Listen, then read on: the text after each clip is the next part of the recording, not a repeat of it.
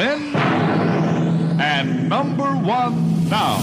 You're listening to Heffron and Reep. Heffron and Reep. Rated #1 podcast by the World Podcasting Federation and the Podcast Ranking Association. No, for real. It says it right here.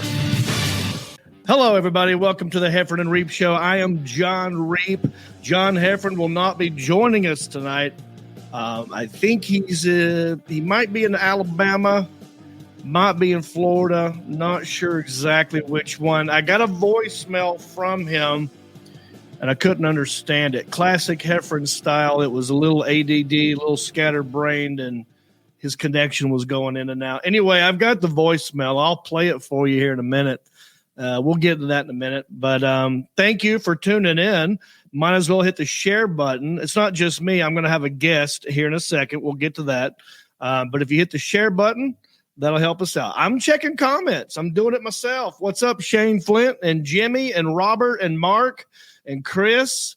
I see all your comments. Good to see you, James and Shannon Ray. What's up?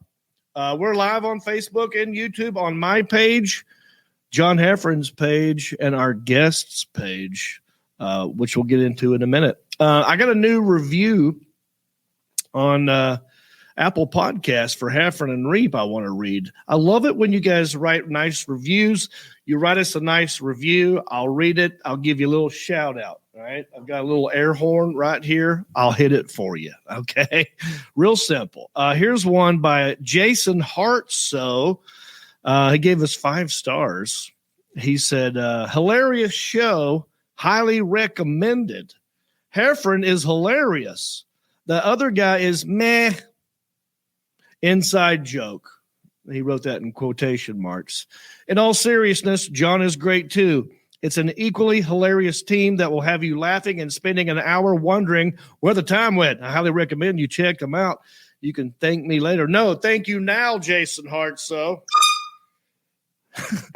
thank you. The only one who suffers from that is me, possibly the Alan Jackson on the other end. Can't see his face, but I'm sure maybe he's shaking his head at me. What's up, Robert and Sid Cox and Chad and Alicia Baker, Jimmy Benson? What's up? I got some tour dates I want to plug, and I got comments from last week. We have 6 Patreons on Heffron and Reep. That is all. Just 6. If you don't know what a Patreon is, that's a person who gives us money. It's a supporter, like rewarding us for doing such a great job here at the Heffron and Reep Show. I'm just going to give them shout outs real quick.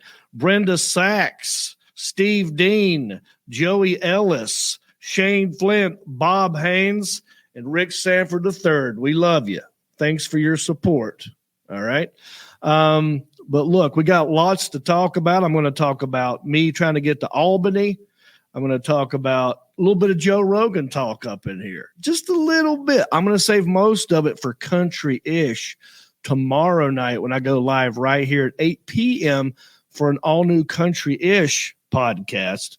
We're going to get more into that with my other guest, Ryan Sickler. That's tomorrow night. Also, it's lots to talk about. Lots to talk about. What else was I going to do? I had one other thing I was going to remind you guys of. Oh, tour dates. We'll plug it in a minute. All right. I say we just go ahead and get to our guest. You guys know who he is. I've done shows with this guy before. Here's what me and Reno are going to try and do. Oh, yeah, I just cat's out of the bag. Now you know who it is. Ladies and gentlemen, I say we get to our special guest. What do you say, the Alan Jackson? Special guest time.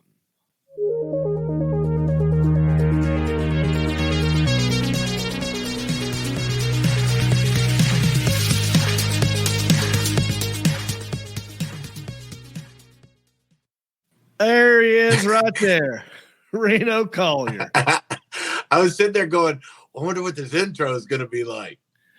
Just a quick little, It's fun, man. Yeah, me and John Heffron, we both share a common interest in things from the 80s, like Tron. Dude, I used to love that video game. Oh, yeah. Tron was great. The movie and the video game was great. Friggin' awesome. I mean, it was it was so futuristic back then, but now it looks hilarious. And that's kind of like what our background is. You know, can you see a little bit of the grid down there? We try to go a little bit of Tron, a little bit futuristic from the 80s. I loved because it had the shifter. Yeah. On the video game. And we had one in West Virginia where my grandparents lived. In the general store thing, there was Tron and there was track and field. Oh my gosh. And track and field had the two buttons that were like this far apart. And you could take a butter knife and put them between your finger and go, bah, bah, bah, bah, bah, bah, bah, bah, bah. And my dudes would jump out of the freaking thing. I could chuck the javelin. It was wait a minute. Well, hold on. You made like a seesaw out of a butter knife? Like, the buttons were perfectly distance away from each other to put a butter knife between. I used to steal it out of my grandma's. Eventually, she just let me take one, so I only messed one of them up. Yeah. But I could put them between my fingers, and you hit one end, and it's hitting the other side, like, oh, and wow. my dudes would fly. I had the high score on track and field for, I don't know how long, but it was quite an accomplishment. Genius little cheat move you did there. Yeah. I was that kid that took apart the Rubik's Cube or took the stickers off. Like, I never figured it out. Yeah. But. Yeah. I remember my dad one time got a Rubik's Cube, and he goes, I'll figure this out. And he's messing with it. And he goes, I can use the bathroom. And he goes to the bathroom, comes back out, and it's, you know, he didn't tell us he took the damn stickers off. Yeah. But yeah, I didn't know you could do that. Remember the game Track and Field? I believe it was for Nintendo or Sega, where it had that pad. Yeah. You had to roll out and you had to bounce up and down on the pad. Yeah. Yeah. I never had that. But, dude, I always got everyone got Atari, and then I got Intellivision. Oh. Which it had good baseball and football. It was like a cheaper one. Yeah. And it never had any of the cool, like the games that were at the movie theaters or the arcade. It had like off. Yeah. Like it didn't have like Defender. It had like Defenseless or something. You know what I mean? Like it was like knockoff stuff. And the board didn't even look like a video game. It had a keyboard on it with like a flat board. So like eventually some of the letters, you'd mash them too much and then you couldn't use that. Yeah. And I don't even know what that was for really, but I remember which one was ColecoVision? Is that what you said? What did you say? No, this was Intellivision. Intellivision. Coleco, I don't even remember that. I think they had, let me describe the remote, and maybe this is the same remote. I don't know. But, you know, all of them were corded. So you got a little spirally cord, looks like a phone cord.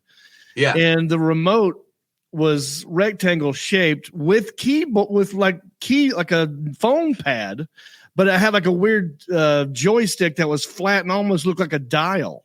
Dude, when you said the cord, oh, look at that. Oh my gosh, that brings back memories. Now, which one is that? Is that Intellivision or ColecoVision? I think that's ColecoVision. Wow. That is actually the Intellivision. I can't see it. Yeah, it's the Intellivision. You got it.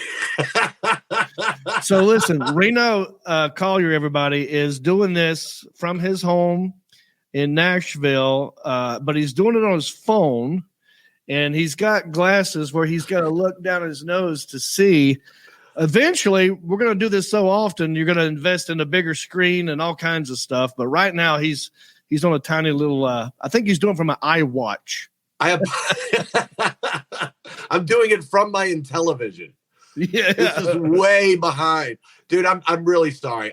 These glasses have 3 different prescription, whatever. So like I have to go like that to see well, and then if I hold my head normal, I'm just guessing. Right. Yeah. You know what I mean? So that's why you're doing this, to try and see what that was an Intellivision, but that's the same remote that I was describing with the ColecoVision. Right. Hey, the Alan Jackson, Google ColecoVision. I want to see if it's the same as Intellivision. But they Intellivision, go ahead. Intellivision had great sports, like the football and baseball game were great. And that's what people wanted to play when they came to my house. But nobody else's games, like everybody be trading games. Like I'll trade you, Space Invaders for Defender. And I'm sitting there like, football and baseball are good on television. Right. I had no one to trade. No one else had it in my little neighborhood. That's interesting. Well, I remember the ColecoVision was really good at Donkey Kong and Frogger. Like it looked exactly like the arcade game. So when my buddy Greg, got a ColecoVision, we would all go to his house and be like, this is better than going to because it looked exactly like it. That's how good ColecoVision was. Anyway, look, before I forget, Reno Collier. Oh, here we go. The Alan Jackson. ColecoVision. Right. Same so it kind was of pretty much the same. Same weird remote. Why did they design a remote for playing games to look like a phone? I don't understand that logic. Did you ever use any of those other buttons to call anybody? But dude, if you remember back then, that was kind of trendy. Like the Casio watch with the all the letters, and the numbers on it. Like I had a little keypad. Yeah. Like that was kind of the thing back. Oh, it looks computery. Like I remember the first computer my dad bought from our neighbor had cassette tapes. Right. Like you put a cassette into the thing and I could play Pong on it. But I to this day, I don't understand how a cassette tape worked in that. I don't remember cassette tape. Wow. Is that the first video game you remember seeing as a kid was Pong? Yeah. Like in somebody's house. Somebody's house. Okay. Yeah. I have a vague memory of the first time I saw Pong, and it happened to be our church. Like we had a rec room down there with all kinds of toys and kids room. There's this old black and white TV that had Pong on it. And I'm like, oh, that sounds pretty cool. I couldn't believe that you could control the things on the TV. Yeah. It was amazing. Yeah. Dude, I remember like when I first got good, I was never really good at video games, but I got pretty good at Space Invaders. And there was a movie theater in Raynell, West Virginia that I used to ride my bike to. And I would pump quarters into that thing. Then I became friends with the people and they set it up so I could just play. Oh, nice. So I just was like, they were friends with my grandpa and I just was like, but I'd eat these. Remember those suckers that were like they were like a cone shape, but they were different flavors all the way down. A sucker that's cone shape. Oh, yeah. You know what I'm talking about? Yeah. What was that called? Oh my gosh, what a blast from the past. I forgot all about that thing. Yeah, and I used to eat those things because I could get them at the movie theater, and I eat them and play this freaking game, play Space Invaders forever. Wow, what is that candy? I mean, it's the kind that was so Rainbow Pop? No. Yeah, it wasn't like a frozen pop. It was just like candy. Hard candy. Yeah. It was a hard candy. It was a rainbow color. It was cone shaped. And it was if you had feelings in your mouth and your teeth, you'd yank them right out. You'd yank your teeth right out, dude. I mean, it was like putting concrete, like they catch on your teeth. You had to suck it. Yeah. That's right. Hey, let's plug some tour dates real quick. Where are you going to be, everybody? Where can people catch the Reno Collier out there in the wild? So this weekend, I'm going to be at the Grove. Oh, wait. There they are. The sucker, dude. That's it. What's it called? Astro something. Astro Pop? Yeah. Roxanne Sussex. Speaking of suck it, Roxanne Sussex.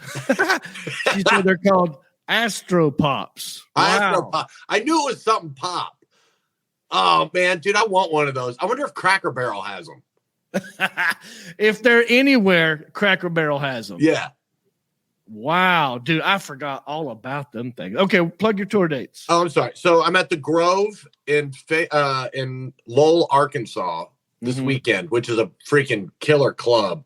Then February 25th, I'm in Lebanon, Indiana. The 26th, I'm in Kokomo, Indiana. Then March 4th, I'm at the Key Palace Theater. And March 5th, I'm in Plainfield, Indiana. And those dates can be found at RenoCollierComedy.com. Okay, RenoCollierComedy.com. Very good. All right, good, dude. Were you anywhere this weekend? Were you performing anywhere this weekend? No, I took off for my birthday. Oh, happy birthday, buddy! Thank you, my friend. How old are you? 41. Yeah, you look great. So 76. I'll be 50 in March. You're around my age? Are you? I'm 51. 51. Yeah. Okay, so you're like a year and a month older than me because I'll be I'll be 50 March 26th, and it's February. It's almost here, buddy. Yeah. Wow. And I'm coming to Nashville. Just going to figure out what I'm doing. Come visit me. I'm bringing a bunch of Hickory friends with me. Stay on your own. We're staying at the Drury downtown Nashville. I got Lucy gave me a good corporate rate that they use at the Zanies. Yeah. And so I got a really good rate for all me and all my friends. And we're going to, most of them never been to Nashville. Oh God, you guys are going to have a freaking blast. You know, it's going to get saucy. I'm going to take them to Broadway and it's going to be messy. Oh, it's going to be so much fun. Going to be fun. All right. So let's do this. Let me plug my tour dates. This weekend, I will be in Kansas City, Missouri at the new Funny Bone, or is it the Improv? I think it's the Improv. Yes. Wait, were you just there, Reno? Or was John Heffron there? I think John Heffron was there. Maybe John Heffron was there. I'll be Kansas City this weekend, February 11 and 12. After that, Richmond, Virginia at the Funny Bone. February 26th, High Point, North Carolina, High Point Theater. That's real close to here.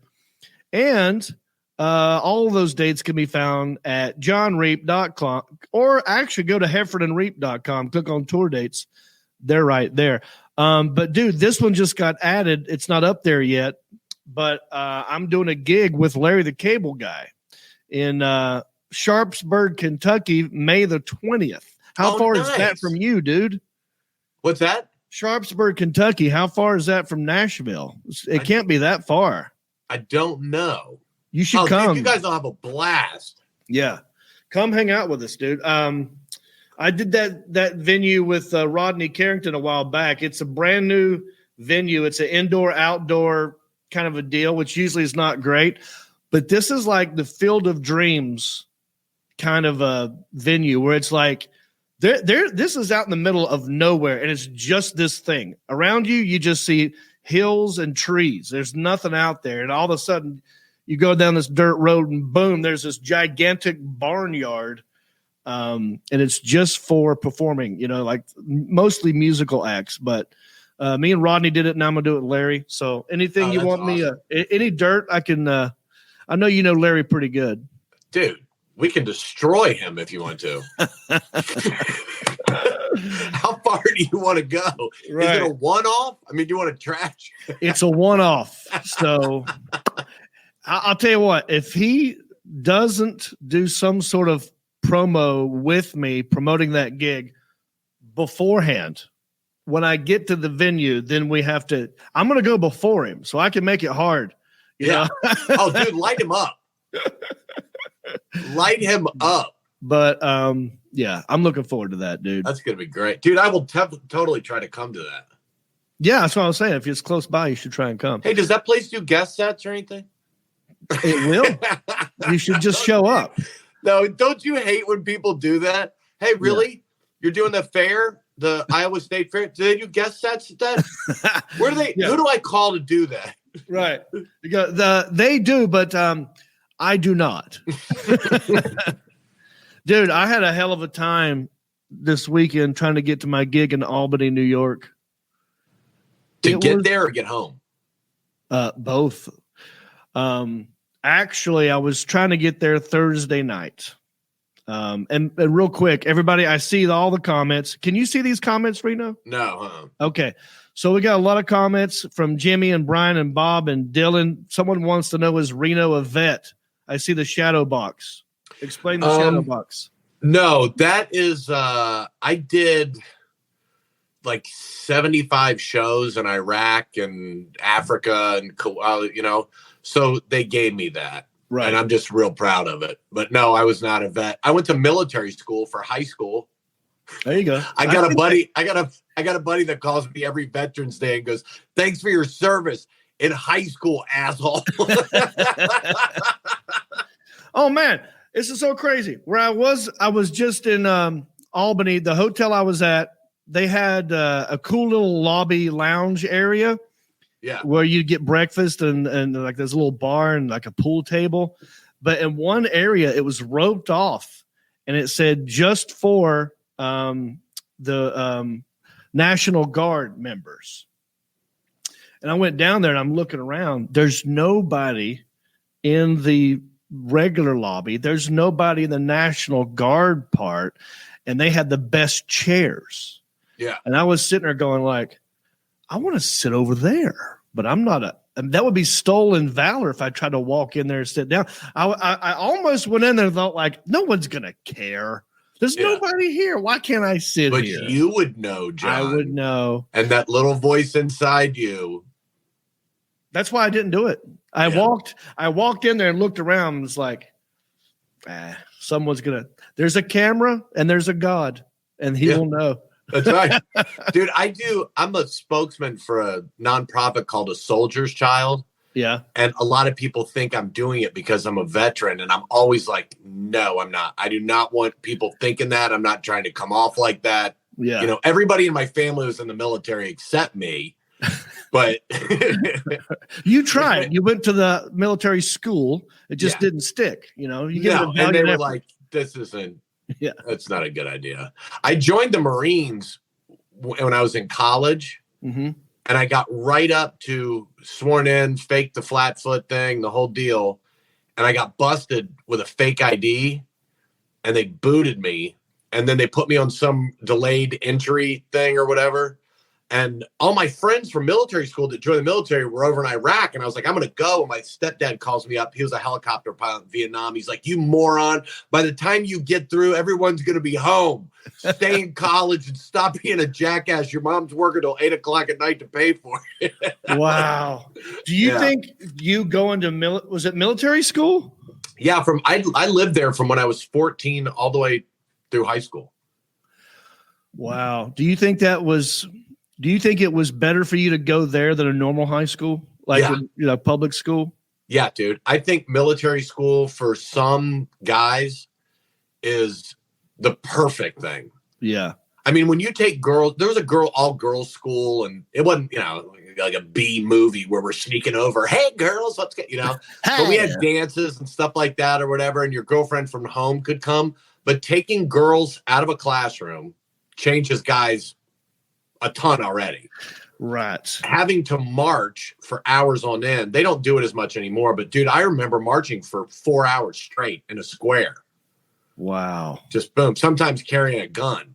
Yeah. I was 14. I weighed like 108 pounds. Man, see, I wanted to go after seeing the movie Taps. Yeah, me too. It didn't turn out well at the end for Tom Cruise. Right. But I love that movie. I thought, how cool would that be? Because I was like a Boy Scout. I was Cub Scout. I kind of was going that way. And then puberty and girls, it sort of just took over.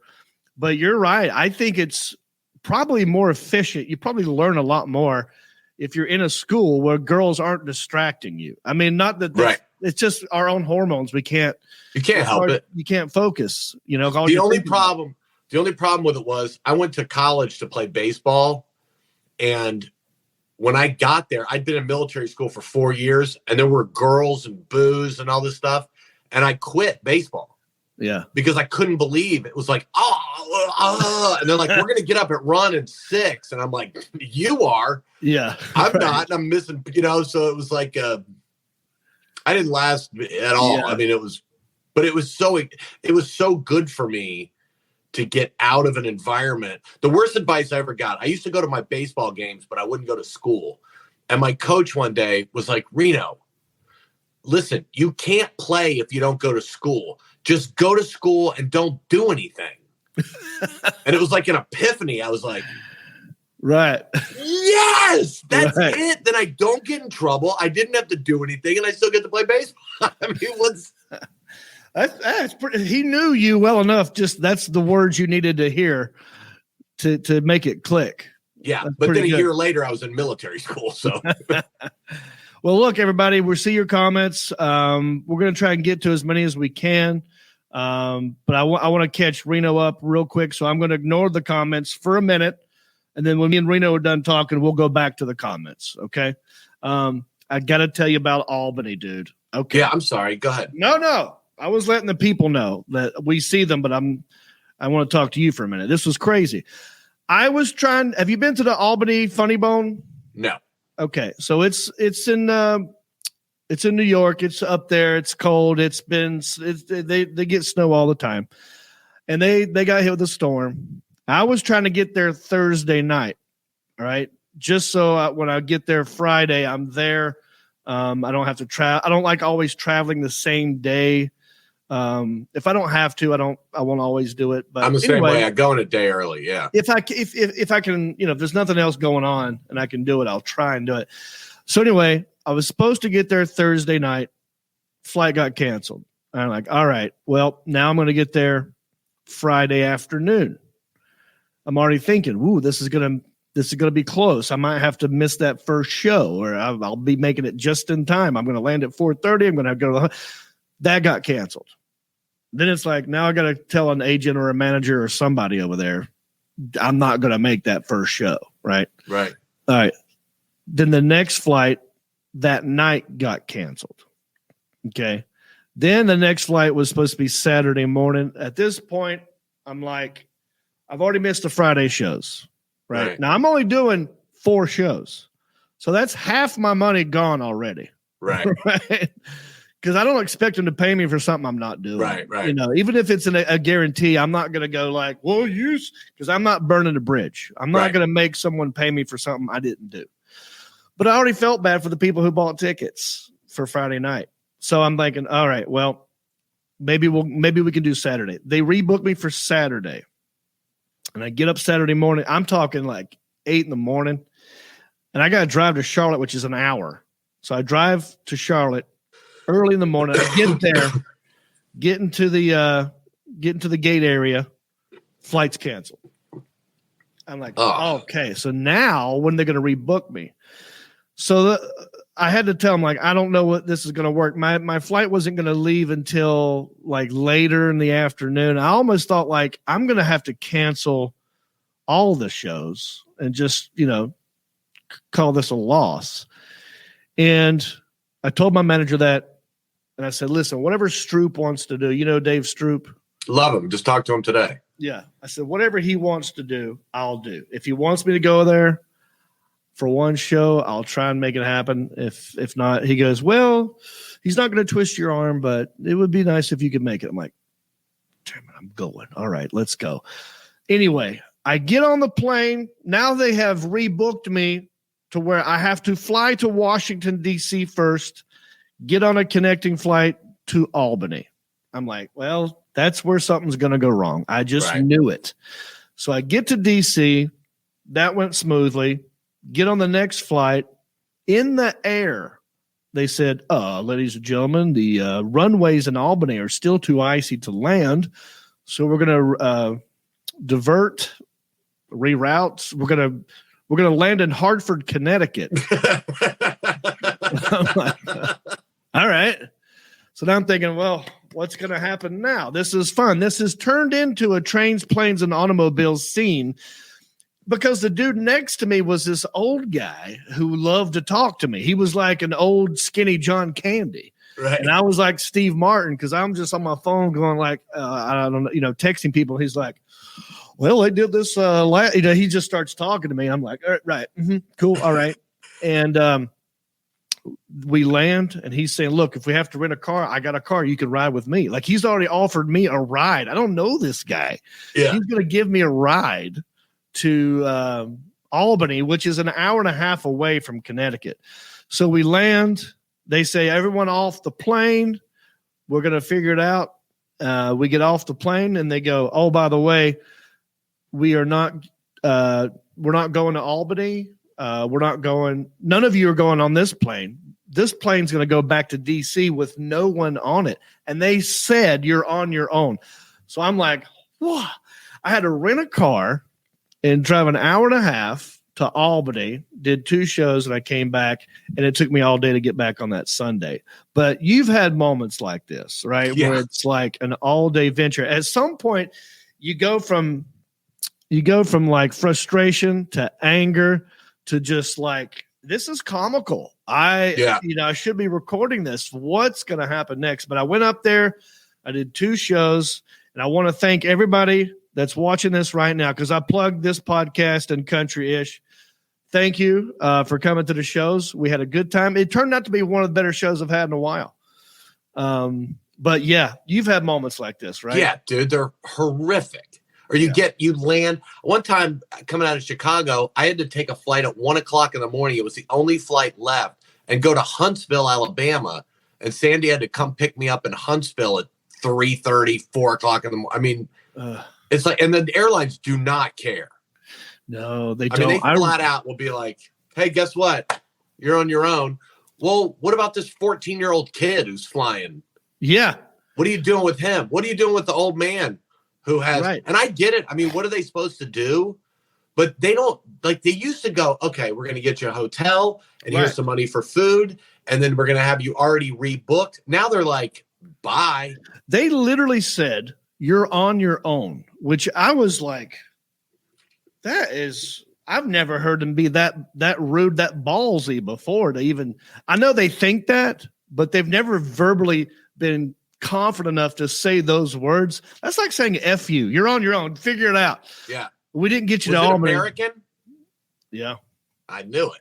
But that pisses me off because I'm a loyal customer with American. Like, Dude, I have tons of miles with them. Me too. That's the one I use all the time. Yeah. And so I wrote an angry letter. I told them they hurt my feelings. You can't say those words like that. Did you know if you start tagging them on Twitter, I did, and go on a rampage, they will start going like, "Hey, what can we do to help?" It's like I already did, and they've already reached out to me. Yeah. Yeah. I'm going to send them the receipt from the rental car. I'm like, you at least owe me this much money for the rental car. I wasn't planning on. You can't drop people off somewhere. They didn't plan on going. Yeah. They don't know. We don't know anybody in Hartford. And you know what? Try to get your money back for that flight. Right. And go, hey, you know what? Let's make it fair. You didn't get me where you said you were going to go. So give me my money back. Yeah. Yeah. And don't charge me for it. Yeah. And have fun. Yeah. Well, I hope that doesn't happen to you when you're going to I'm driving. Dude, if it's within 10 hours, I won't fly.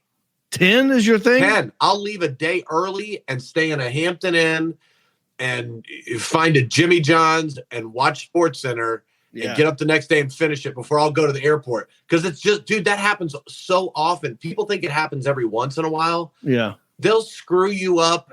At the one Southwest has, I don't know, I mean, I'm trying to do a commercial but they have been easier than other ones, but it sucks so bad, dude. And with weather and COVID and people complaining, and it feels like I'm going to strangle myself when I go through security.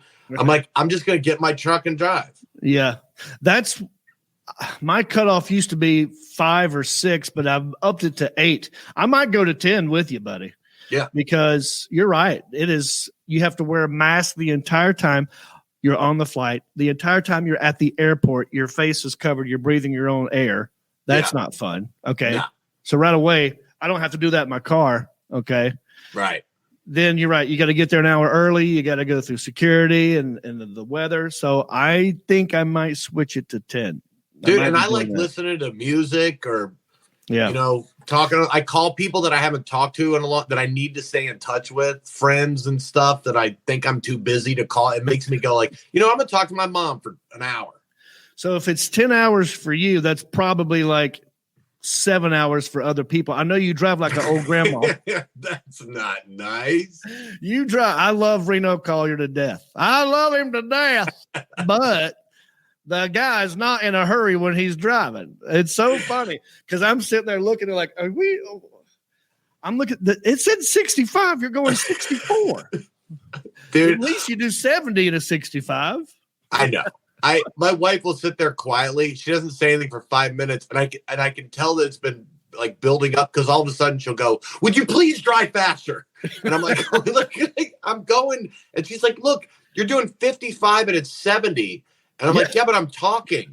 Like I and that's why when I travel by myself, I have nobody saying anything. What is it? Do you drive faster when you're alone? I just don't pay attention to it. Like I will, if I'm paying attention, I'll put cruise control on like 78 if it's 70. Oh, But sometimes with trucks, you have to slow down so much. So I just drive along as, yeah. Well, I'm thinking about other that's how stuff. they teach you to do it. I mean, that's the safer way to do it. I can't, like, I'm Sammy Hagar. I can't drive 55. I want to get going. I want to get down the road. I've gotten so many tickets. It's not good, but I don't know how you do it. You're too old to be driving that slow. I mean, you're too young to be driving that slow. I think you got it right the first time. Dude, I've always been like that. Like, I've always just driven. It's not all the time. I either drive real fast. Well, not real fast to most people, but like 9. I've got a buddy that's a state trooper. He says 9, you're fine. 10, you're mine. So I stay at the 9. Oh, right. Stay in the 9. Or if I'm not paying attention and I really like what I'm listening to, I might slide down into the lower 60s until somebody comes up behind me going really fast and pisses me off. And then I go back to like 79. Yeah. What's the last time you got a speeding ticket? It's been a long time, man. Yeah. Years. Do you remember how fast you were going, or do you remember anything about the ticket? I remember my kids were pretty young and I was going really fast. And I was sitting there going like, the cop, I was in Virginia, and the cop comes over and my kids are in the back. So I'm like, hello, officer, which I'd always be respectful to a cop. But I go, you know what? What I did was wrong and I need to be punished for it. I'm not going to try to get out of it. I apologize for making it unsafe. And I was looking at my kids and I'm looking at him like maybe he's going to go, oh, he looks at me and goes, that's exactly what's going to happen. And I'm like, well, thank you, officer. Like, my kids are like, so you're getting in trouble? Are you going to jail? I'm like, no, I'm not going to jail. I'm just getting a ticket. He came back and I was going like 18 over. Oh yeah. And it was expensive, man. It was like $300. Yeah. I've gotten many tickets over the years. I've lost my license. Really? Oh yeah. Yeah. I was the last ticket I got, I was coming from Wilmington to Raleigh, and it was like 12 midnight. Yeah. And there was nobody on the road. And there's this one stretch of I-40 where it's just flat, and you don't even realize like how fast you might be going. I was in my mom's Volkswagen Bug, and I was just in a hurry. Yeah. And I was probably going 90 something. And I didn't even realize I was going 90, and I saw these lights go, and I looked down. As soon as I saw the lights, I looked to see, and it was 90 something. I'm like, oh no, I'm going to jail. Yeah. And 2 cops pulled me over. There was 2 of them, and dude came up and was like, what's going on? I was like, I know, dude. I'm sorry. I was in a hurry. I have no excuse. Throw the book at me. I get it. And he wrote me a ticket for exactly how fast I was going. He wasn't going to knock off 5. And it took an act of Congress to get out of that one. I know people. One of my buddies had an IROC. And my brother had an IROC. I got pulled over going 94 on 85. And in North Carolina, they have an exceeding 90. I don't know if they have it anymore. But if you're exceeding 90, they put you in jail. They'll take you to jail. They did. They took me to jail. Well, let's hear this story. What happened? So it didn't last long. It was on a Saturday. They brought me in. They had to wake up some old dude who was a magistrate out of his house. And he came down. And he was a judge. And he just kind of took care of it. But I was dating this girl, right, who had a Mustang. And I was racing her. Well, that's another ticket for racing. Right. We show up to court. Later on, we broke up. Her brother was an attorney in Chapel Hill. Yeah. He shows up for her. I go up first, and I don't have a lawyer. I'm in like I have my work uniform on. Like, I knew how to do it. I'm sorry. I'm 21. I have a job and I'm late for work and I'm and he's like, we'll drop it down to 81. Take the racing off and blah, blah, blah, and whatever, $100.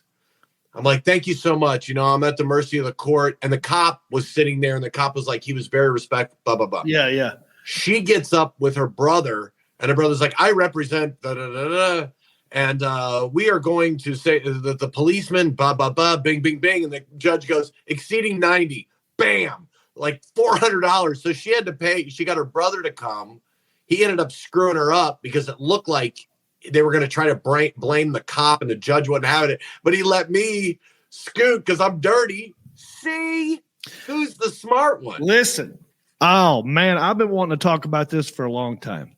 Not just that moment, but how to get out of situations, right? Now, did anyone teach you to do that? Military school. Military school. Yeah. It's Okay. just like things that are funny, like stuff you had to get away with. Like when I was in public school, like in a regular school by my house, you could get away with anything. Yeah. People were just like, but when somebody's watching you all the time and you're trying, it's a cat and mouse and you try to, finagle and figure out what works and what somebody's emotions, I mean, dude, I went in college. I used to sit there. Every professor I had my freshman year thought I had an ulcer because I told them I did. And all you had to do was say, it bleeds when I poop and nobody wants to talk to you anymore. So I'd sit in my class and I start acting like I was having stomach problems. And I'm like this, and I'm looking at the professor. I'm like, and they're like, I'm like, I'm sorry. I'm like, the stress of my parents getting divorced and in college, I just can't get used to being away from, my parents got divorced when I was 14. It bleeds when I poop. Yeah, dude, if you want to end something, you just go, when I poop, it bleeds. And nobody wants to talk. Fine. Just go deal with that. You're not in trouble. Just stop talking to me. Okay. Immediate. But military school, you've learned discipline. You learn, to be honest probably and just be like, hey, listen, mercy of the court. I'm sorry. I'm sorry for what I did. I know I broke the law. I respect you, officer.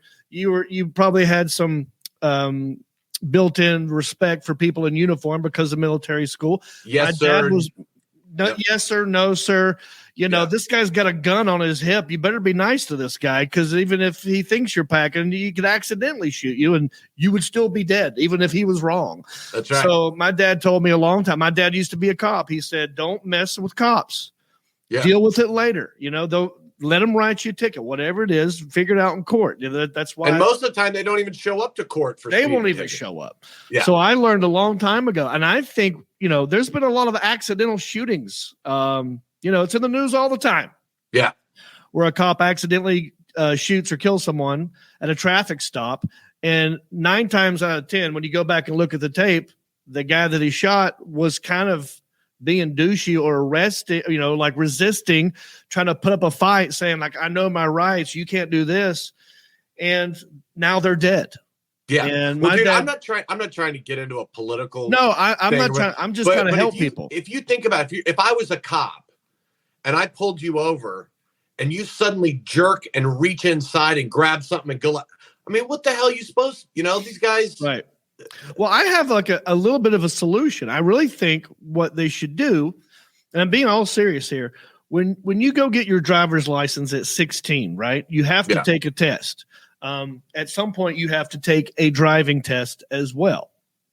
Well, part of the driving test needs to be how to get pulled over.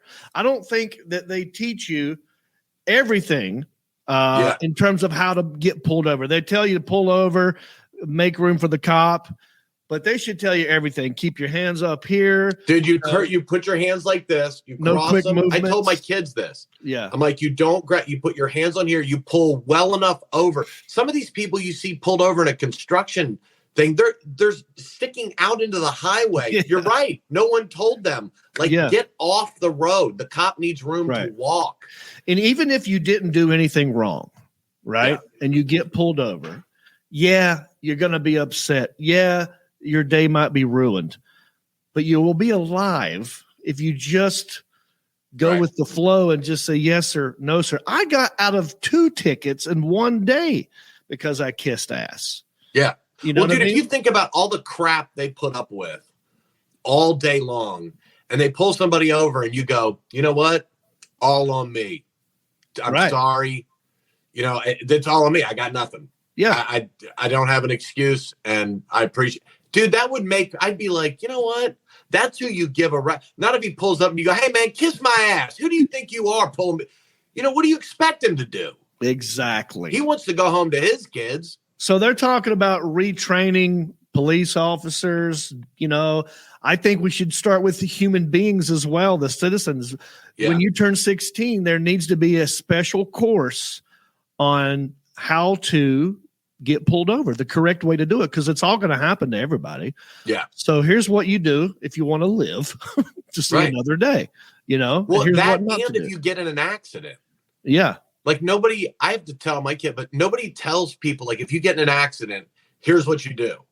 Here's a list of numbers of people you call. Mm-hmm. You get off the road. Yep. You stay away from, you know what I mean? Like all those things. It's You're like a so checkbook. right. There are people who just camp out where they got, like in the middle of the road where they got a fender bender and they turn their blinkers on and they just sit there because they think, well, for insurance purposes, I can't leave the city. Just pull over. Just get out of the way. Yeah. If it steers, it clears. That's right. Yeah. So do you ever when you're driving on the highway and just have the thought in your head, if it ain't rubbing, it ain't racing, and you just want to like, just, you know what I'm talking about? Yeah. There are many times, because I'm a lead foot, where someone behind me is really slow. And I wish that there was a device, like a hand that could come out and just pick up the car and just move them over here. Right. Like I've had fantasies of that. I've thought about like how strong would that hand have to be? What does the hand look like? Like I'm already envisioning all of it, Yeah. But real quick, I want to read some comments from last week because I want you to know we're looking at your comments. Bob Haynes, Michael, Shane, we see all your comments. Last week, Bob Haynes said, wow, I never thought of that with cave paintings.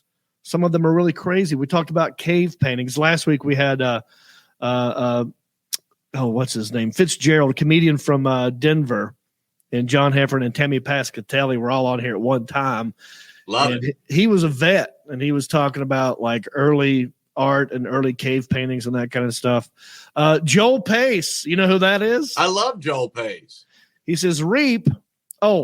This is a question for you as well. If you had to describe your sense of comedy, your style of comedy, you had to compare it to music. What music are you? What band are you? What artist are you? All right. Stevie Ray Vaughan. Ooh, I like that. Now, comedy. That's how you see yourself. But hold on a minute. But my comedy is not nearly as good as his music. I just really like Stevie Ray Vaughan, and I listen to it. I feel there's something about him when he plays the guitar, and I can air guitar my ass off. Like I freaking, you know what I mean? When I drum, I spin the sticks. I'm into it. Yeah, dude. But there's something about when he plays, and he talked a lot about how he was influenced by Jimi Hendrix so much and so much of but dude, it sounds like he's not even trying. Right. And he's just fantastic. It's like the guitar's part of his body, where it's like it's just part of it's like a extra arm or something. So maybe I just really like Stevie Ray Vaughan, but I'm nothing like he did. Now, what would you describe if you had to tell someone Reep is like, and then you had to say music? What would you tell people I am? Right. So last week, someone said I'm more of a Darius Rucker, pop and country. I got good dancing skills, but I can do them in Jordans and boots. That's what Joel Pace said about me. That's actually pretty good. I get that. 38 special is what Tammy said. I'm like 38 special. I kind of like that. I'm kind of like, I think I'm more of like, I'm not country, but I'm not hard rock. I'm Southern rock. That's how I would describe, myself. I was going to say Skinnerd for me, but it's not. That's gotten so cliche sounding. Yeah. But if you really listen to it, they're freaking awesome. They are great. I mean, we have people from New Zealand watching this too. Kyle Cowie from New Zealand says, "What's up? What's up, buddy? What's up?" Yeah. Sonia Collings. The guy we had on last week. Oh, he was hilarious. He looked like Sam Elliott, but he sounded like Tommy Chong. It was hilarious. He's a funny dude. He's a comedian out of Denver. You should look him up. All right, dude. The Alan Jackson. Do you remember that guy's name? Fitzgerald. Anybody remember? Dr. Kevin Fitzgerald. That's it. Dr. Kevin Fitzgerald. Look him up. I didn't want to forget his name in front of everybody. But yeah, hey, Jessica. Oh, look, we got some girl named Jessica Reno. Much love from High Point, North Carolina. You got Reno Collier sitting right over here. And I will be in High Point, North Carolina at the end of this month. Jessica, you better come see me at the High Point Theater. You know what I'm saying? That date will be February 26th. Get on it. Get your tickets at JonReep.com. Dude, what else you want to talk about? I got other topics we can go off on. Anything you want to bring up? I got to pee so bad. You got to pee? Yeah. Go pee. I can talk to the people. Are you sure? Yeah. I'll be right back. You go pee. We only got a couple more minutes anyway. We've been going for 51 minutes. The Alan Jackson, come in here with me. Hey, what's up? How you doing, buddy? I'm good, man. How are you doing? I'm fine. I want to say happy National Fettuccine Alfredo Day. Thank you. It's my favorite holiday. I was going to take off work today, but then I wanted to be here for the show. So I appreciate it. I thought about it as well. Mm-hmm. Yeah. What is your favorite pasta dish? Fettuccine Alfredo. What is your second favorite pasta dish? Fettuccine Alfredo with chicken. And then you're going to say shrimp for the third. And then shrimp. So let's go fourth. What's your fourth favorite pasta dish? So I like, what's it called? Tortellini. Oh, now are those the ones that curl? They're like rings and they have stuffed in them, like, cheese or something inside the rings. Oh, I yeah. like those. Yeah. That's good stuff. It is good. Yeah. I like that as well.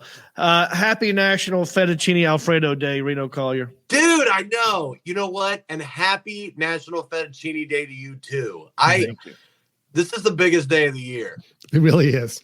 You know what I mean? We sent our greeting cards to each other. We got them in the mail. It was kind of celebrating the day. Yeah. It was nice. It was good. And thank you, Alan, for the greeting card and the box of noodles. Well, you got the flowers I sent you for yours, right? Okay. This is a big deal for us. Yeah. Mm-hmm. I really appreciate it, man. No, it's a big day for us, a big day for Olive Garden. I do. It's a big day for Olive Garden. Real quick, dude, Reno, the gig we did in Shelby. Thank you, the Alan Jackson. You may the gig we did in Shelby. You had someone come up to me, a friend of yours. Yes. Who is a farmer. He is a farmer. Can we talk about him? Yes, sir. His name is Joe Fox. Joe Fox. Yes. How do you know Joe Fox? We went to Elon together. Oh, you fighting Christians, huh? We were the fighting. Now it's like the Phoenix or. Oh. Dude, why would you name, like, if you're going to change the name of a college, why would you pick the same name as an online college? Right. It's like we're Elon DeVry. Why would you choose? Like, we were the fighting Christian, and it was silly. Yeah, but that stood out. But it stood out. Yeah, there's no fighting Christian online academy. Yeah, right.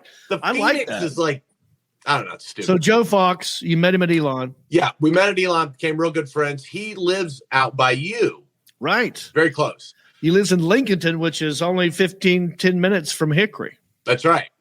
And they switched their farm over to hemp a few years ago, and he started a company with CBD oils and all that kind of stuff. Right. Yeah. So he approached me. You introduced me. He came up, and he gave me a sample of some of his stuff right here. Yeah. And I'll just give him a quick little shout out. Joe Fox, his company is the Alpine's Hemp Company. And I've got Delta 8 gummies. I don't know a whole lot about the loopholes in the law of what is allowed and what's not allowed. I know Delta 8's a new thing, and everyone's Delta 8 crazy. But I haven't tried any of these yet, but I'm going to, and I'll give you a full report later. Yeah, man. Yeah, his company's growing like crazy. Like it has popped over the past few years. He's a good dude. We're going to talk to him about getting him as a sponsor on the show. Yeah. Well, real quick, I told people I would talk about it a little bit. So I was stuck in the Albany airport for a very long time. And a lot of things happened in the Albany airport. Number one, you know how airports, they try to be little malls. They've got, restaurants and sometimes they think they're art museums and they have all kinds of weird art. I saw this at the Albany airport, and I want to know what you think of this art. What is it, and how would you describe it, and what do you think? What is that? COVID? That's what I thought. That's exactly what I thought when I first saw it. That they've got a freaking coronavirus hanging out in the dang airport. What an odd place to put something that was in the ocean. It's got stuff hanging off. Are those door knockers? That's what I thought. It looks like a ball with knockers. Yeah. Yeah, it's a wooden ball with little towel racks hanging all over it. and somebody got paid a bunch of money. Yeah. Dude, could you imagine eating a Delta 8 gummy and just staring at that thing? And you just keep knocking? That's what I should.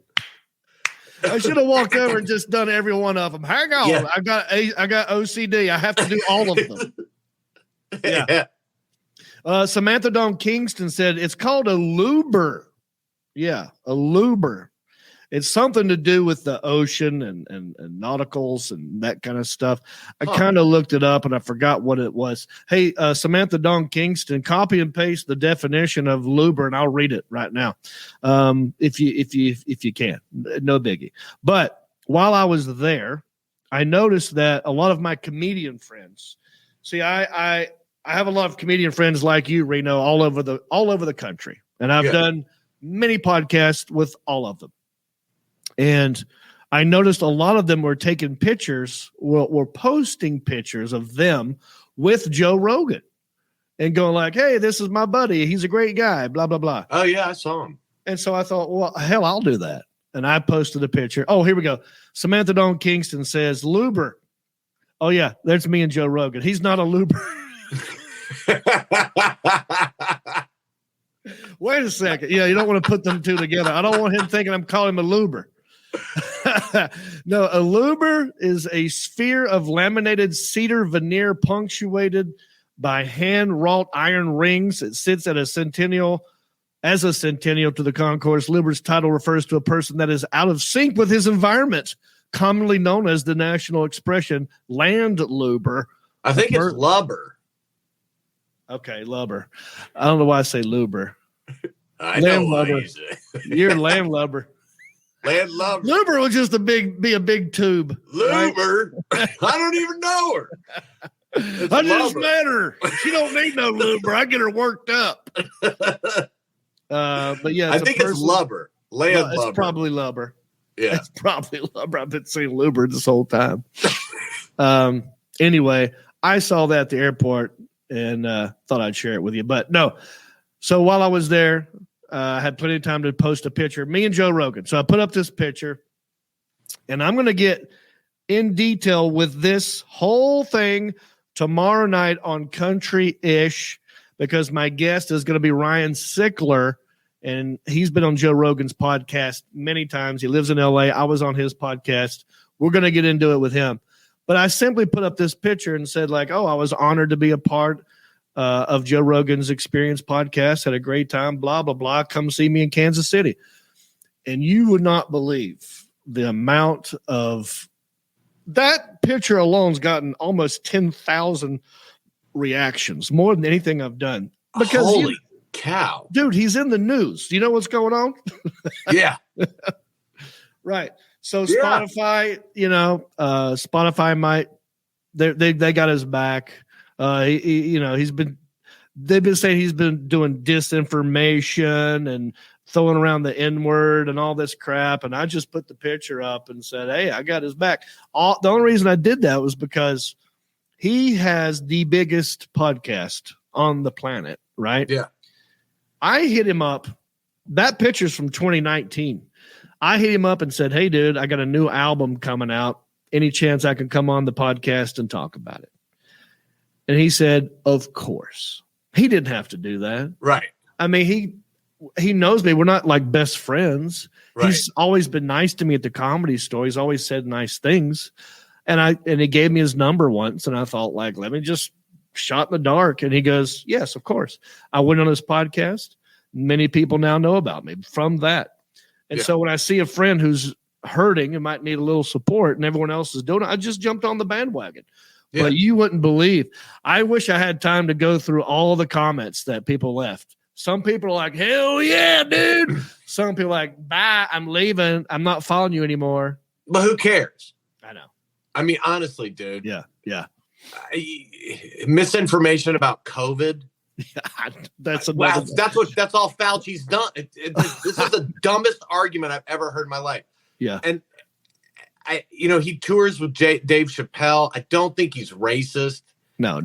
And these people, if you're 20 years old, you're not allowed to cancel anybody. You haven't lived long enough to make a mistake, dumbass. Like you're only 20. Talk to me when you're 40 and tell me how perfect you've been your whole life. Right. Thank you. Yeah. But it doesn't. I'm thinking, nigga, I did. He's a this and that, and then a misinformation. The past 3 years have been nothing but misinformation. He has other views. All he does is have people on to talk about it. He asks questions. Right. He's a curious dude. He wants to find out more information. He's not saying, and by the way, you have the right to change your mind. It's funny that the news is who goes after him because he's kicking their ass in ratings. But the news, he admittedly says, this is an opinionated show. These are only opinions. The news is supposed to tell us just the news, and they give us nothing but their opinions. Exactly. They just want to take him down because he's kicking their ass. Nobody watches CNN. Nobody cares. You know what I mean? I know. It's so funny. Their ratings I think they're getting ready to be bought by the Discovery Network or Nickelodeon or something. Something's about to go down I think really like they're going to do a huge cleaning house. The guy who was in charge over there got fired. Yeah. For sexual. Yeah. Yeah. So, look, he's a curious dude who wants just to find the truth, and there's nothing wrong with that. No. And I've known him for a while. He's always been nice to me. And with the N-word stuff, he's like, look, I wasn't calling anybody the N-word. I was just repeating things that I was quoting people saying this, and so it's a whole different world we live in. Dude, it's so out of control. You can't go 10 years back and punish someone for what they did 10 years ago. But that's what's happening. Oh, yeah. But I love that he's going like, nope, and I love that Spotify is sort of having his back as well. Did you see what Rumble did today? I saw a little bit about it. They formally offered him. They said, hey, man, $100 million for 4 years. We'll take you right now. I'm not kidding. Bring your podcast, the old ones, the new ones, and let's go. And it was signed by the CEO of Rumble. Damn. Good for him, dude. Well, someone just asked me what episode was I on. 1288. I had to go look it up because people started. Dude, I had 5 hours to kill in the airport. So you know how you get sucked into the rabbit hole sometimes? Oh, yeah. I was like, what are you talking about? And by the way, I've been vaccinated. I've had COVID, and I've had 2 shots of Pfizer and a booster. So I don't always agree with everything Joe says. I agree with his right to say anything he wants to. Whether or not I disagree, it doesn't matter. I was on 1288. Check it out. There's John Heffron's piping in. What's up, buddy? Does John Heffron want to call in? I don't know. I wonder if that's him. No, that was just me.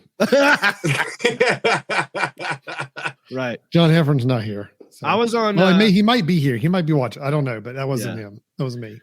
So. Well, apparently he's in. Did we ever play the voicemail, the Alan Jackson? No. Do you want to? Yeah. So people who follow Heffron and Reep, you guys know how ADD John Heffron's brain can be sometimes.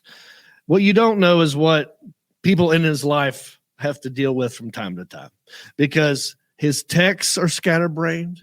I think he does talks to text, and when he leaves a voicemail, it's always like there's something going on in the background. It's ruffled. I can't understand what's happening, but I want you guys to know. I don't know where he's at, but this was the voicemail I got. And you could crank it up, Alan. Yo, hey man, I'm somewhere. I literally don't know where I am. I think we're in Alabama.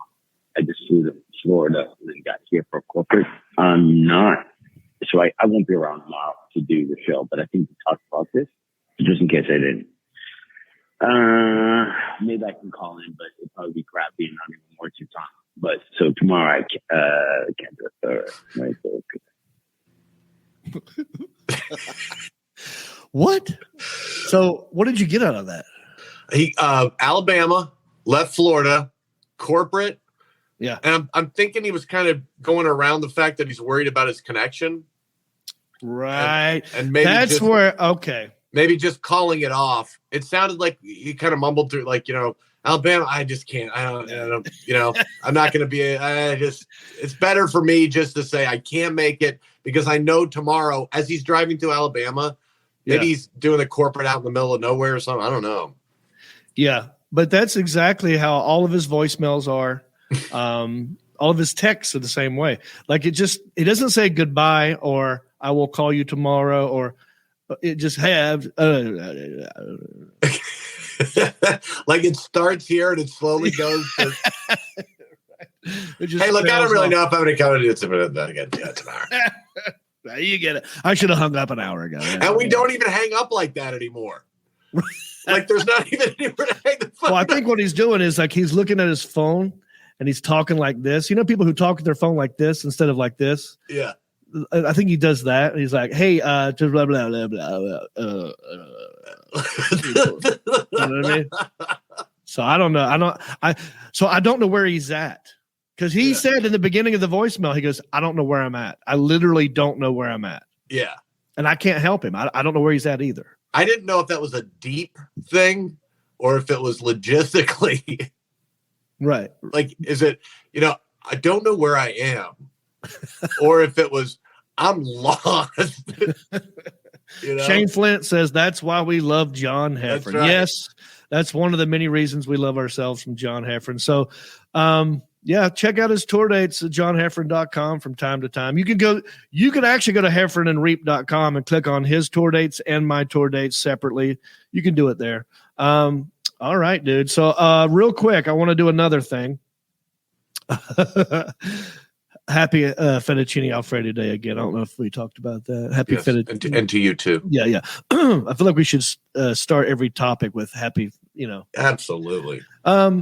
This was in the news. Floyd Mayweather becomes the new Rob Lowe at the 2022 NFL Pro Bowl. Do you have any idea what this is referring to? Atkins? No. Adkins? No. What do you mean Adkins? Rob Lowe does Atkins? Oh, he does do Atkins, yes. He does the commercials for Atkins. He does. No, that's actually, now that you say that, that's a logical way of thinking. No. Here's what happened. And I'm going to defend Rob Lowe and Floyd Mayweather all over again. Okay. You like football, Reno Collier. I know this. You played football. Yes? Yes, high school. Yeah. Yeah. I love football. I played football. It's really the only sport I watch. And I've been to many games. I root for one team. I root for the Carolina Panthers. If you were to go to my closet, you would see mostly, in terms of a sports team, Carolina Panthers stuff. When I lived in LA, there was a minute I was doing Chargers, right? Because Phillip Rivers played for NC State and also the San Diego Chargers. Right. But it's 90% Panther stuff.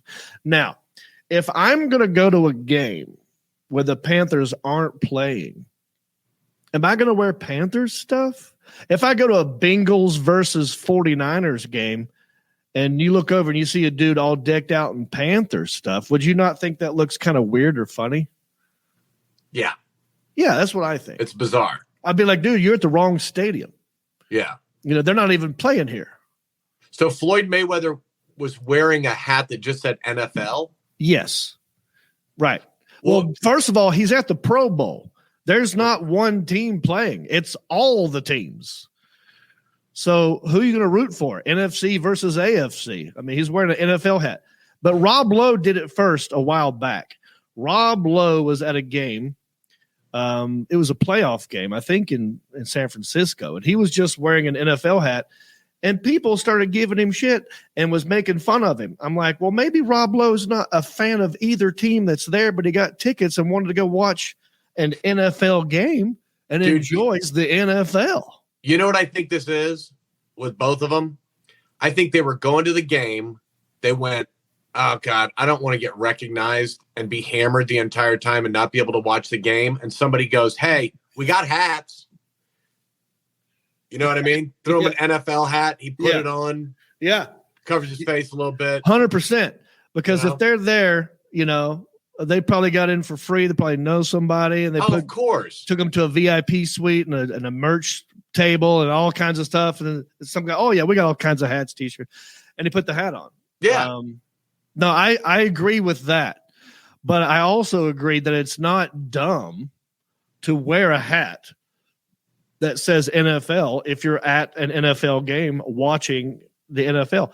It doesn't mean you're pulling for the NFL. It just means, hey, I don't really care about the outcome of the game. I just want a good game. Maybe he just really likes the ref. Some people root for a team. Other guys root for a line judge, and he's wearing his hat. Wait, hey, D. Allen Jackson, Google NFL referee uniform hat and see what pops up, because that's going to be the next move. We need to do that, Reno. Let's start wearing referee hats. Not the shirt, because that looks like a Foot Locker uniform. But dude, if we wore the pants and the shoes and we went and we're like cheering every time there's a penalty, we cheer for the ref. Yeah. You know what? Good call. Yeah. Yeah. Man, he got that one right. Yeah. Why do you guys keep cheering for penalties against both teams? Shut up. We love justice. We love rules, and we love enforcing the rules. Just turn around and head them with a flag with sand in it. Shut your mouth. And just blow a whistle in their face. No, I agree. That's what we got to do. I wonder I'm hoping Alan can show us a picture of what an NFL referee hat looks like, because I don't think it's just a black hat. It might look like that, dude. It might. Dude, I think it does. Huh? I think it does, but I can't remember if the NFL patch is on there. It used to just be black hats. Yeah. Well, I went to the Super Bowl when the Panthers lost to the Broncos. Yeah. Oh, here we go. Okay, but it's got the white stripes. We just got to get the white stripes, dude. We can do that. Dude, you know how much fun that would be? And then go to baseball games dressed as the ump. Have like the ball protect under the shirt. And like it'd get old about the third inning, but it'd be hilarious if we're just yelling the ref's name or the umpire's name the whole game. Yeah. I love you, Bobby Nielsen. I'm a sub in. Oh, that's great. I want that hat, dude. I want the NFL hat with the white stripes. So here's why I brought it up, the whole thing up, because I have a hat that I got at the Super Bowl when the Panthers played the Broncos. It happened to be the 50th anniversary of the Super Bowl, right? And I saw a merch table. There's merch everywhere, and I saw this white hat with a gold NFL. The NFL was, the shield was a gold one for the golden anniversary. I thought, that's a cool hat, dude. I'm going to get that hat because that's only 1 year. It's the 50th. That's the goldie. So I grabbed the hat. I got the hat. And then I saw Rob Lowe getting made fun of for wearing an NFL hat. And I'm like, well, wait a second. I stand with Rob Lowe. Yeah. So, and now Floyd Mayweather's getting thrown in the mix. But I'm not hating on that. Why? But don't you agree with me that it would look equally as dumb to be dressed in another team's uniform or hat or shirts if you're not at that game? And isn't it not? Aren't you being like false or sort of a liar if you just buy the hat of a team that you don't care about? I mean, you're going to wear it one time, and that's a waste of money. You know what I mean? Yeah. Floyd Mayweather he may really like to gamble. Yeah. And he does. Like, I like the whole NFL. Or, dude, like with Rob Lowe, when you have a TV show, somebody's probably going, hey, we're really trying to get the Kansas City market up. Right. And we've been hit with, so why don't you just kind of stay with this moron hat? Just all neutral. Yeah.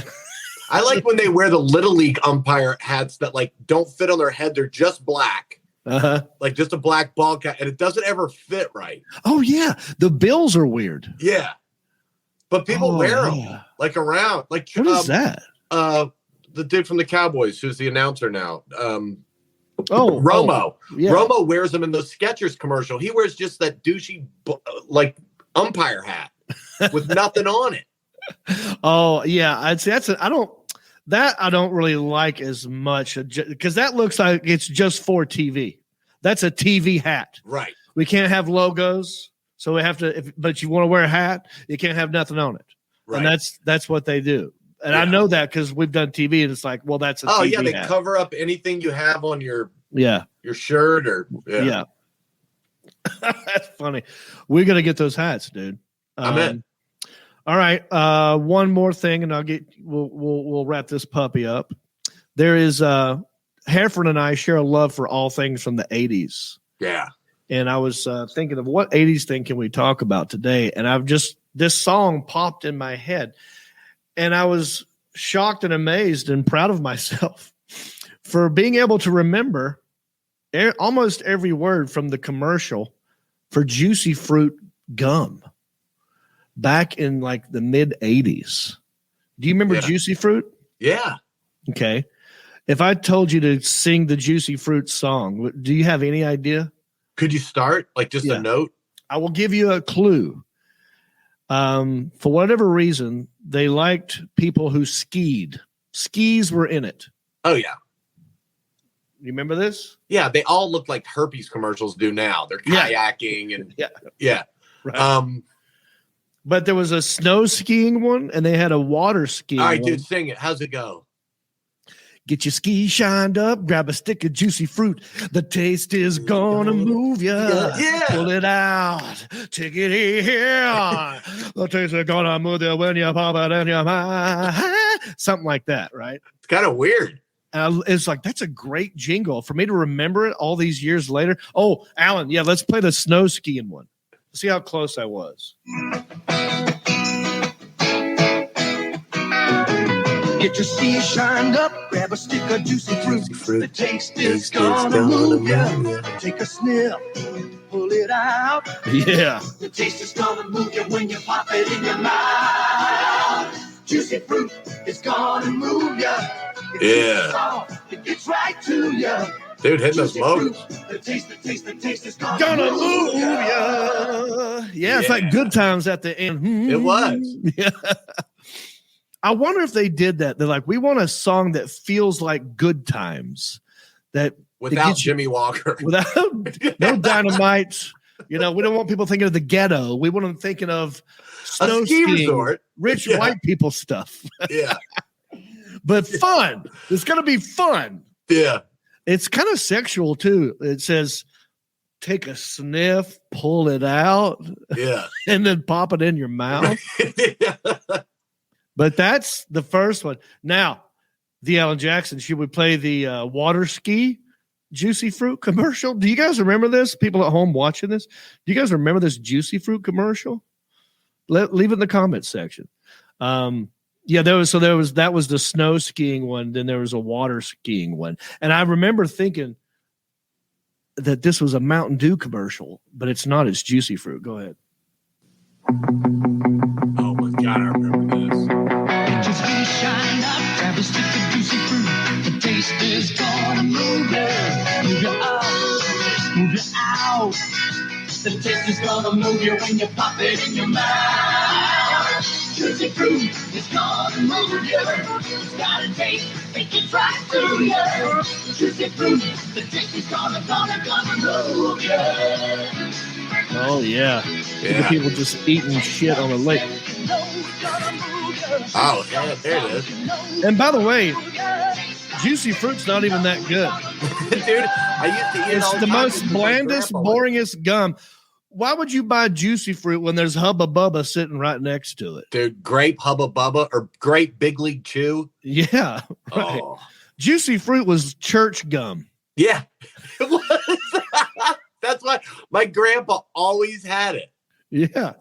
I mean, it wasn't bad, but it's not, you don't think of like, I think of church when I think of Juicy Fruit.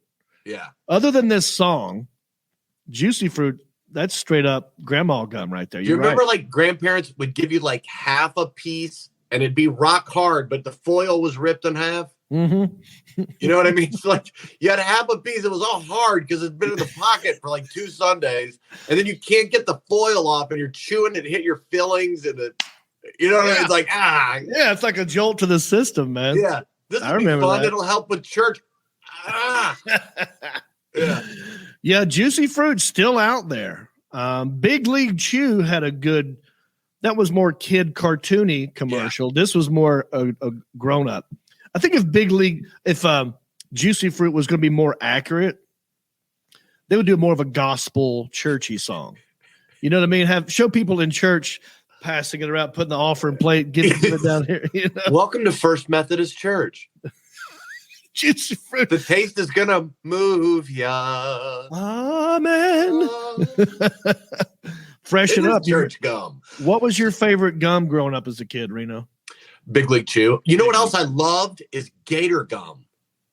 Do you remember when Gatorade made gum? Did it have the powder in it? It was real sour. No, it looked like little thin pieces, but it tasted real sour.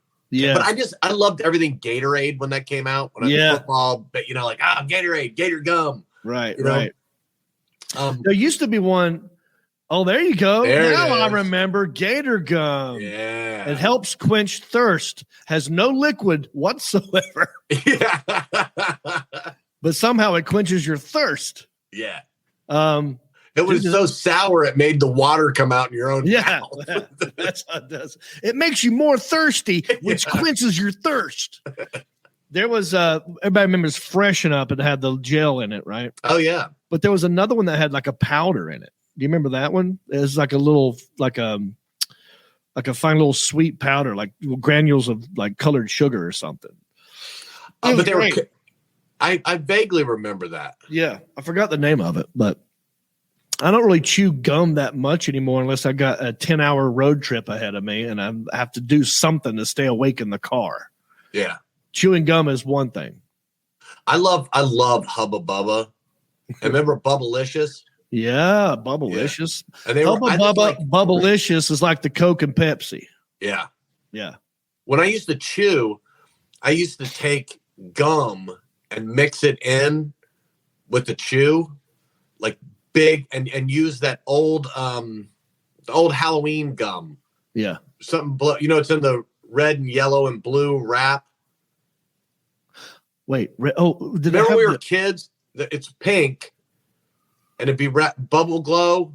Okay. Whatever it was. But I mix it up with the chew. Because like if you ever take You talking about tobacco? Yeah. But I mix the gum in with it to hold it together. Dude, I got hit with a ball in the nards one time and swallowed a chew. And I was like, I can't have the leaves all over. So I'd mix it up with the gum. And it'd be like a big ball and it'd stay together. So if you caught a ball and it hit you in the gut or something or in the chest, you didn't swallow it. It would stay in the. Yeah. I'm surprised this product doesn't exist. I mean, you basically made up your own thing. Yeah. That should be a type of gum. There should be a nicotine gum. I'm talking not the kind of to get you off cigarettes. I'm talking about a chewing tobacco gum. Yeah. How come that doesn't exist?